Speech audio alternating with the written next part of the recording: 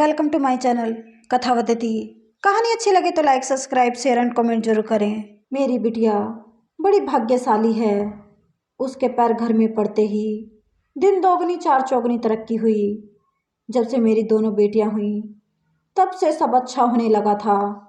मेरी तरह जब मेरी शादी हुई तो मेरे पैर घर में पड़ते ही खूब तरक्की हुई। किराए के मकान से अपना मकान ले लिया। पर हमारी बहू के कदम जब से घर में पड़े हैं तब से ऐसा कुछ नहीं हुआ, बल्कि उल्टा सब थम सा गया। मेरे बेटे का नसीब खराब था। जो ऐसी बदनसीब पत्नी मिली जिसके कदम रखते ही बिजनेस में भारी नुकसान हो गया। यहाँ तक कि बिजनेस बंद करना पड़ा। कुमुद जी अपनी पड़ोसी कम सहेली ज़्यादा रचना को सुना रही थी। सही कह रही हो कुमुद, कुछ लोग होते ही बदनसीब हैं जिनके पैर पड़ते ही सब कुछ खत्म हो जाता है। इसलिए तो कहा जाता है पैर पैर की बात होती है। किसी के पैर पड़ते ही दिन दोगुनी चार चौगुनी तरक्की होती है तो किसी के पैर पड़ते ही दुर्भाग्य शुरू हो जाता है। मुझे भी कुछ ऐसा ही लग रहा था कुछ महीनों से, पर तुझसे कभी पूछ नहीं पाई। मुझे तो आज भी याद है वह सब की आए दिन कैसे तेरे घर उत्सव मनाया जाता था। तरह तरह के पकवान, नए नए सामान, नई नई साड़ियाँ, गहने जेवरों से तेरा घर भरा रहता था, जिससे हमारे जैसे लोगों का घर भी चल जाता था। रचना आग में घी डालने में माहिर थी और अभी भी वही कर रही थी।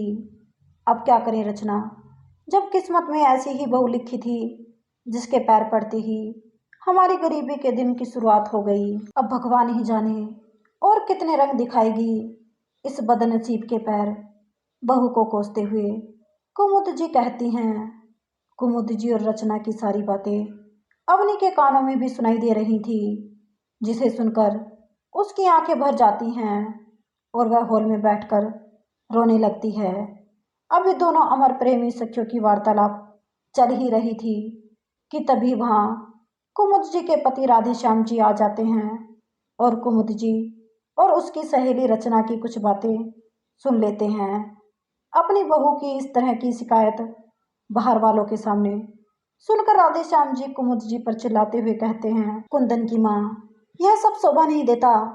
मैंने कितनी बार कहा है कि अपनी जुबान पर लगाम रखो, पर जब तक अपनी बहू की बुराई नहीं कर लेती तब तक तुम्हें चैन नहीं मिलता। शर्म आनी चाहिए तुम्हें अपने घर की इज्जत को ऐसे उछालते हुए। तुम अभी के अभी अंदर चलो।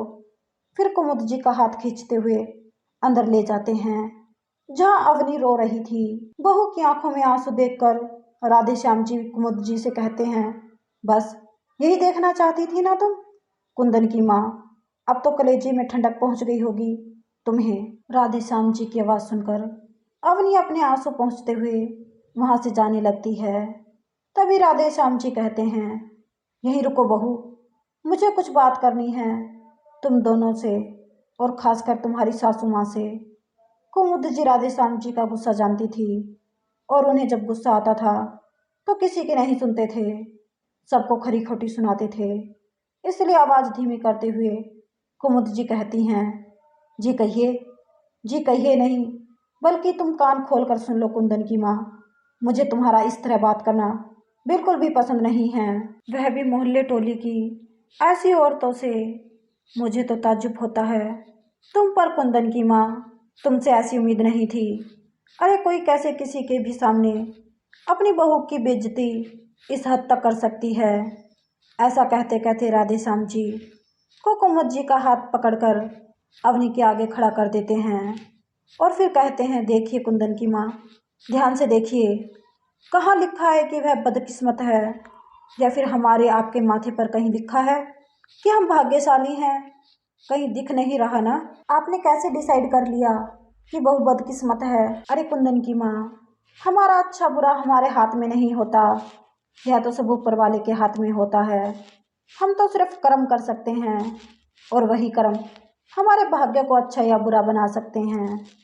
राधे श्याम जी अवनी की तरफ देखकर कहते हैं, गौर से देखिए बहू को और कहिए क्या कमी है हमारी बहू में।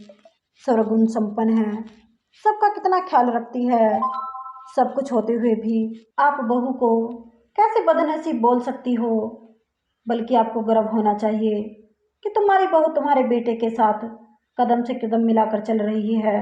और इतना सुनने के बाद भी तुम्हारा कितना ख्याल रखती है। और आज ऐसी बहू की शिकायत बाहर वालों के सामने कर रही हो, वह भी उस औरत के सामने जो खुद का घर नहीं संभाल पाती है, जिसकी खुद की बहुओं से नहीं पटती।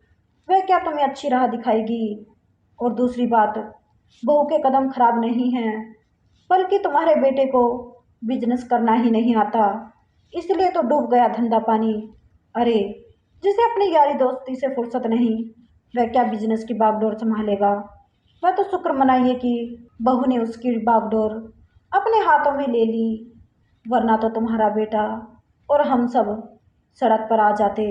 काश कुंदन की माँ अपनी बहू को बेटी समझ पाती तो उसका दर्द तुम्हें जरूर दिखता और कभी उसे अभागन बदकिस्मत नहीं बल्कि गर्व होता अपनी बहू पर।